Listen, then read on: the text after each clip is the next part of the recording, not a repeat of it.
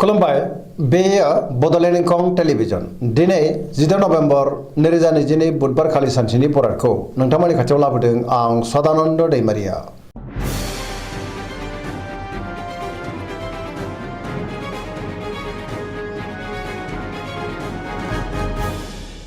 सिगां फरायनो लादों मेष राशि गिबि हांखो अ ल दिनैनि साना मोजां आरो गाज्रिनि गेजेरजों बाबेनलांगोन। माबा जाहोनाव गोसोखौ दिनै जोबोर उसुखुथु मोनगोन। सांग्रां जानो रोंनाय नङा।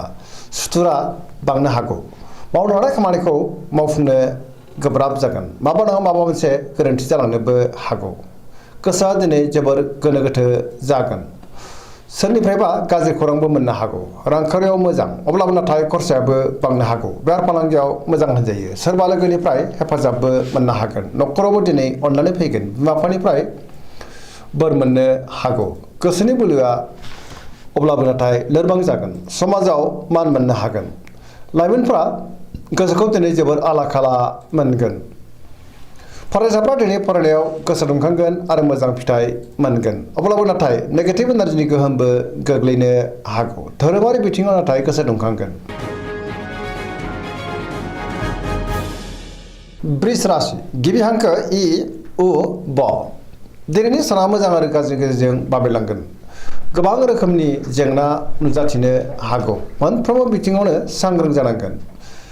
गोबां मोजां खाबुफोरा दिनै आखाइनिफ्राय गोमाफिननोबो हागौ। गोसोआ दिनै जोबोर उसुखुथु जागोन। गोसोनि बोलोआ लोरबां जानो हागौ। मावनो हानाय खामानिखौ मावफुंनो हायोब्लाबो गोबां रोखोमनि गोरोन्थिबो जालांनो हागौ। समाजाव मान मोनगोन। रांखावरियाव मोजां अब्लाबो नाथाय खरसायाबो बांनो हागौ। बेफार फालांगियाव मोजां होनजायो। न'खराव बिसि फिसायनि गेजेराव अनलायनाय फैगोन। बिदा फंबायजों मोजां सोमोन्दो थागोन। देहाया मोजाङैनो थागोन अब्लाबो नाथाय जानाय लोंनायाव सांग्रां जानांगोन। गुबुननिफ्राय गाज्रि खौरां फैनोबो हागौ। सोरबा लोगोजों रायखुमा जानोबो हागौ। गोसोनि साननायफ्रा दिनै देबर नांगोन। नेगेटिभ एनार्जिनि गोहोम गोग्लैनो हागौ। सांग्रां जानाया गाहाम।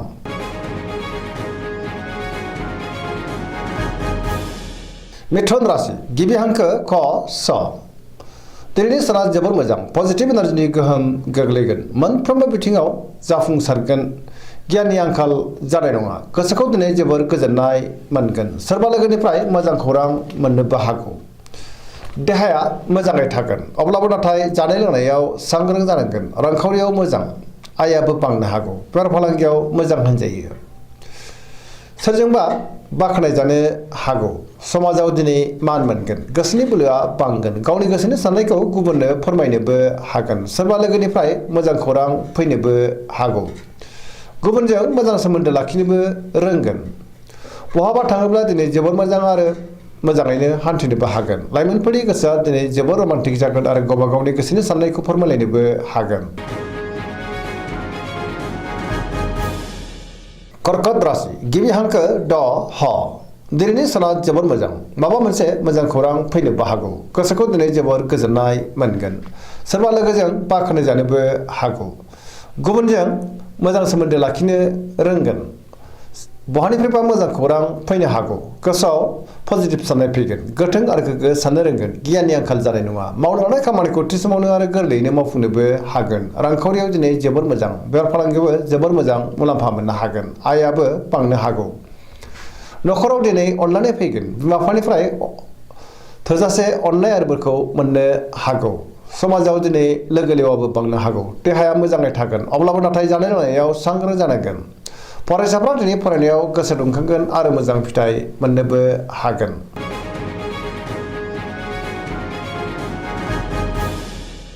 सिंह राशि गिबि हांखो न ट दिनैनि साना जोबोर मोजां। गोसोनि बोलोआ बांगोन। गोसोआव पजिटिभ साननाय फैगोन। मावनो हानाय खामानिखौ थि समावनो आरो गोरलैयैनो मावफुंनोबो हागोन।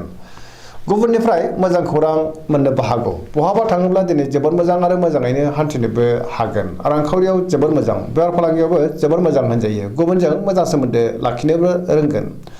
गोसोनि साननायखौ दिनै गुबुननो फोरमायनो हागोन। न'खराव अननानै फैगोन। सोरनिफ्रायबा मोजां खौरां फैनोबो हागौ।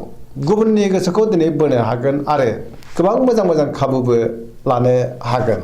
देहाया मोजाङैनो थागोन। बयजोंबो गोरोबनो रोंगोन। गोसोआ जोबोर खुसि जागोन आरो लाइमोनफ्रा गावबा गावनि गोसोनि साननायखौ फोरमायलायनोबो हागोन।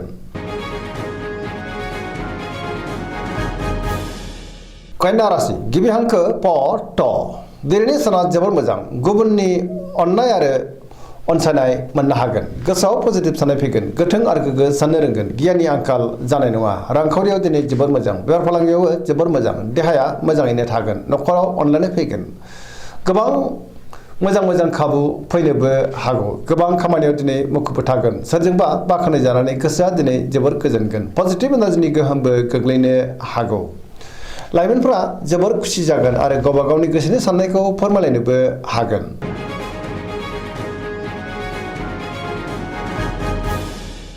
तुला राशि गिबि हांखो र ट दिनैनि साना जोबोर मोजां गोसोनि बोलोआ बांगोन गावनि गोसोनि साननायखौ दिनै गुबुननो फोरमायनोबो हागोन गोसोनि साननाया दिनै जाफुंनोबो हागौ मावलांनाय खामानिखौ थि समावनो आरो गोरलैयैनो मावफुंनोबो हागोन देहाया मोजाङै थागोन अब्लाबो नाथाय जानाय लोंनायाव सांग्रां जानांगोन रांखावरियाव मोजां अब्लाबो खरसायाबो बांनो हागौ बेफार फालांगियाव मोजां होनजायो न'खराव बिसि फिसायनि गेजेराव अननानै फैगोन बिदा फंबायजों मोजां सोमोन्दो थागोन आरो सोरबा लोगोनिफ्राय थोजासे हेफाजाबखौ मोननो हागौ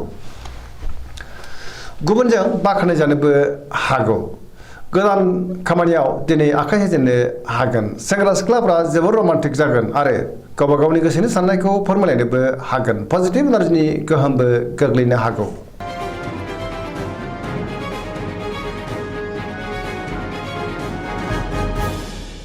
वृश्चिक राशि गिबि हांखो न स दिनैनि साना मोजां आरो गाज्रि गेजेरजों बाबेनलांगोन समाजाव लोगो लेवा बांनो हागौ गोबां मुंदांखा सुबुंजों दिनै लोगो मोनज्लायनोबो हागौ पजिटिभ एनार्जिनि गोहोम गोग्लैगोन बहाबा हान्थिनो एबा दावबायनो खाबु मोनगोन आरो मोजाङैनो हान्थिनोबो हागोन सोरबा गोजाम लोगोजों बहाबा लोगो मोनज्लायनोबो हागौ गोसोआव गोग्गो साननाय फैगोन मावनो लानाय खामानिखौ थि समावनो मावफुंनोबो हागोन गुबुननिफ्राय हेफाजाबबो मोनगोन गोसोनि साननायफ्रा जाफुंनो हागौ गोसोनि बोलोआ बांगोन देहाया दिनै बारा मोजां थानाय नङा जानाय लोंनायाव सांग्रां जानांगोन गोबां रोखोमनि देहायारि जेंनाजों मोगा मोगि जानांनो हागौ समाजाव मान मोनगोन रांखावरियाव मोजां अब्लाबो नाथाय खरसायाबो बांनो हागौ बेफार फालांगियावबो मोजां होनजायो फरायसाफ्रा दिनै फरायनायाव गोसो दुंखांगोन आरो मोजां फिथाइ मोनगोन लाइमोनफ्रा जोबोर खुसि जागोन।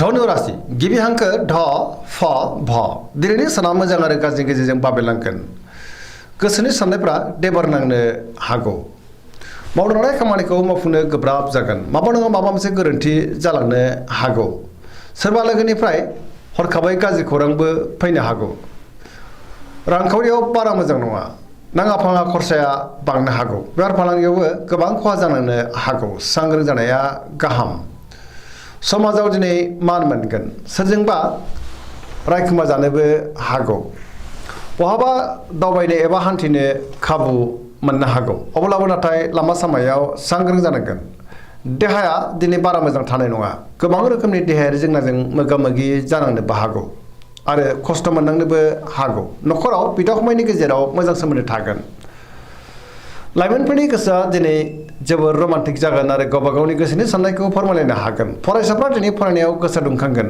आरो मोजां फिथाइ मोननोबो हागोन।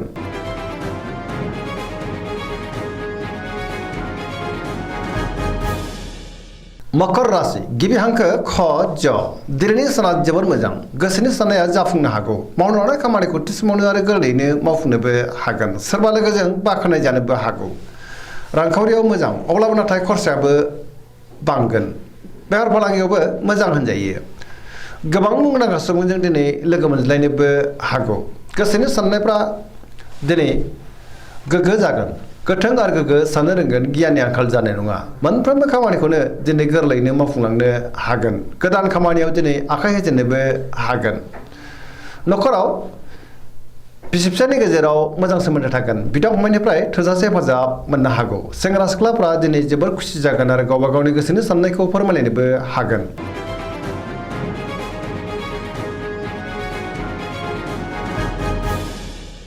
कुम्भ राशि गिबि हांखो ग स दिनैनि साना जोबोर मोजां गोसोखौ दिनै जोबोर गोजोननाय मोनगोन मावलांनाय खामानिखौ थि समावनो आरो गोरलैयैनो मावफुंनोबो हागोन गोदान खामानियाव दिनै आखाइ होजेननोबो हागोन सोरबा लोगोनिफ्राय मोजां खौरां फैनोबो हागौ समाजाव मान मोनगोन बहाबा थाङोब्ला दिनै जोबोर मोजां आरो मोजाङैनो हान्थिनोबो हागोन रांखावरियाव जोबोर मोजां अब्लाबो नाथाय खरसायाबो बांनो हागौ बेफार फालांगियाव जोबोर मोजां मुलाम्फा मोनगोन न'खराव अननानै फैगोन सोरबा लोगोनिफ्राय थोजासे हेफाजाबखौ मोननो हागौ बिमा बिफानि अननाय आरोफोरखौ दिनै मोनगोन बहाबा थाङोब्ला जोबोर मोजां पजिटिभ एनार्जिनि गोहोम गोग्लैगोन